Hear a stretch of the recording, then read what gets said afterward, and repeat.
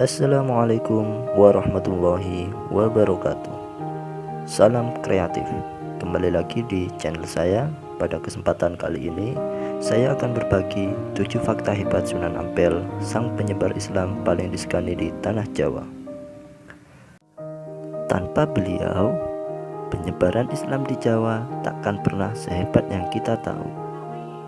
Sama seperti kumpulan elit yang masing-masing anggotanya memiliki keistimewaan sendiri, Wali Songo pun juga kurang lebih seperti itu. Beliau tak hanya piawai dalam berdakwah, tapi juga memiliki karisma dan karomah, sehingga begitu disegani serta dihormati. Dan salah satu dari Wali Songo yang bisa dibilang begitu dikagumi adalah Sunan Ampel. Ya, peran beliau dalam penyebaran Islam di Jawa bisa dibilang krusial. Tanpanya, mungkin kisah-kisah penting tentang Islam di tanah Jawa tak akan pernah terjadi. Sunan Ampel ternyata bukan orang Indonesia asli. Sunan Ampel terlahir dengan nama asli Ali Rahmatullah. Tanggal lahirnya sendiri adalah pada tahun 1401 Masehi di negeri Campa, dari pasangan Maulana Malik Ibrahim, dikenal juga sebagai Syekh Ibrahim Asmarakandi, dan Dewi Chandrawulan, seorang anak putri Raja Campa. Dari keterangan ini kita bisa simpulkan kalau Sunan Ampel ternyata cucu Raja Campa, dan itu artinya beliau bukan orang asli Indonesia. Meskipun demikian, namun kita tahu sendiri kalau jasanya bagi Indonesia teramat besar, terutama dalam hal-hal yang berhubungan dengan dakwah atau penyebaran Islam. Tidak bermaksud mendewa-dewakan, namun tanpa beliau mungkin Islam bisa jadi tidak sebesar hari ini. Yang kedua, Sunan Ampel adalah pangeran kerajaan Campa. Ali Rahmatullah yang terlahir sebagai cucu Raja Campa sudah menunjukkan bahwa beliau keluarga bangsawan atau kerajaan. Istilah yang lebih populer, Sunan Ampel berdarah biru atau ningrat, atau seorang pangeran. Selain itu, beliau adalah keponakan Raja Brawijaya Majapahit.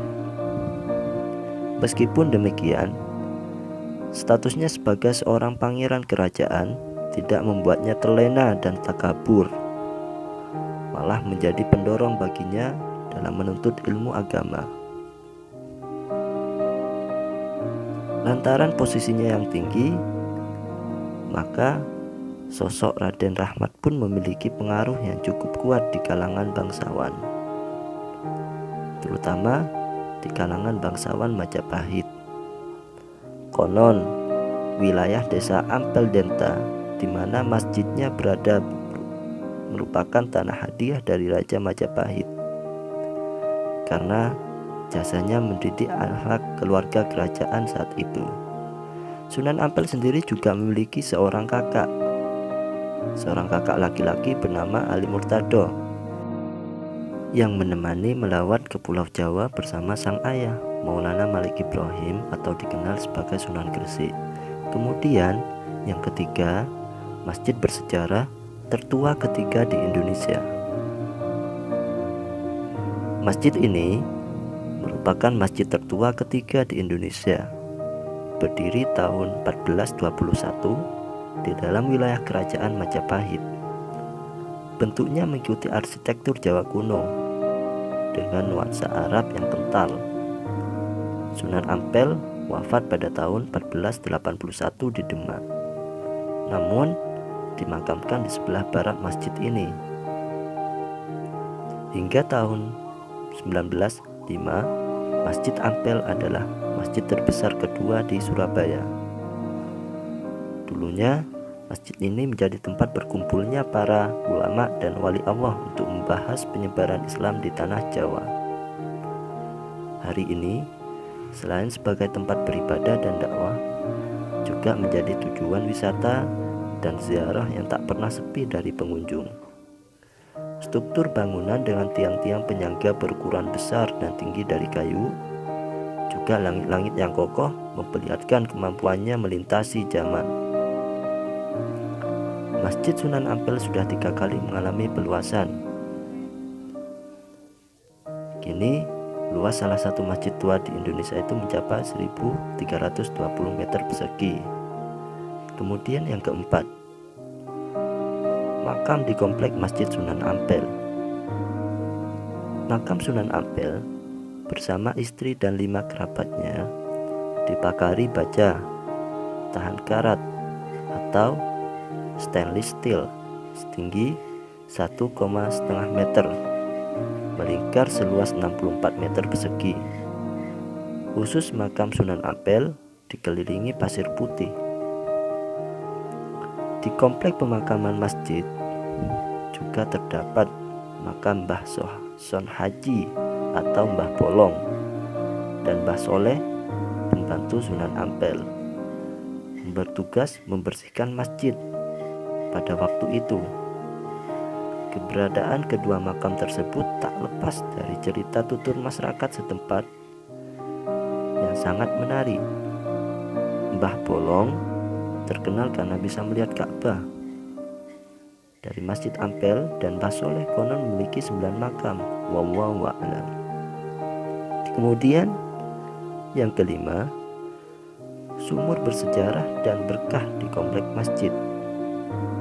Di komplek masjid juga terdapat sumur bersejarah yang kini sudah ditutup dengan besi. Banyak yang meyakini air dari sumur ini memiliki kelebihan seperti air Zam-Zam yang ada di Mekah.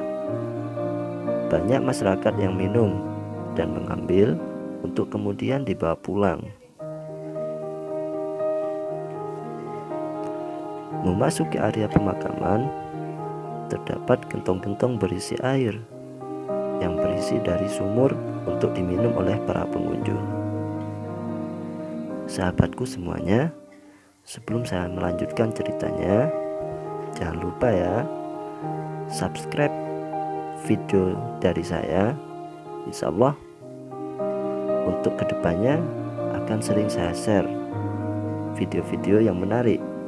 Jika kalian menyukai video ini, jangan lupa subscribe, like, and comment. Baik, kita lanjutkan pembahasan pada kali ini. Yang keenam, yaitu filosofi Moh Limo. Tak hanya pengaruh dan kisah-kisah luar biasa, Sunan Ampel tentu juga meninggalkan pelajaran dan ilmu-ilmu berharga. Salah satunya adalah ajaran yang dikenal dengan nama Moh Limo, atau bahasa Indonesianya adalah tidak mau melakukan 5 hal buruk.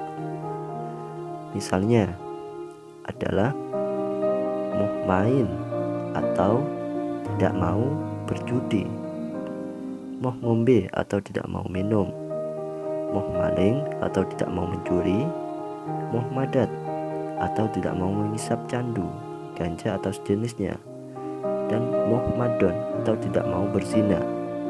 Ajaran ini mungkin simpel tapi begitu mendalam isinya. Kemudian yang terakhir, yaitu yang ketujuh, kampung Arab di kawasan Ampel. Di kawasan ini ada yang menarik, yaitu keberadaan kampung Arab yang sebagian besar ditempati warga keturunan Arab Yaman dan keturunan dari Cina selama ratusan tahun untuk berdagang. Suasananya nyaris seperti keadaan pasar di Mekah, Arab Saudi. Entah bagaimana asalnya, namun mungkin ini semacam penghormatan kepada Sunan Ampel yang memiliki darah dan adat Timur Tengah. Itulah 7 fakta hebat tentang Sunan Ampel. Perjuangan Sunan Ampel membuktikan bahwa seseorang yang berdakwah membela agama Allah akan mendapatkan balasan kemuliaan selama hidupnya. Bahkan ratusan tahun kemudian setelah orang tersebut wafat, semoga hal ini bisa menambah kualitas keimanan kita. Jangan lupa subscribe, like, and share ya teman-teman semuanya. Terima kasih.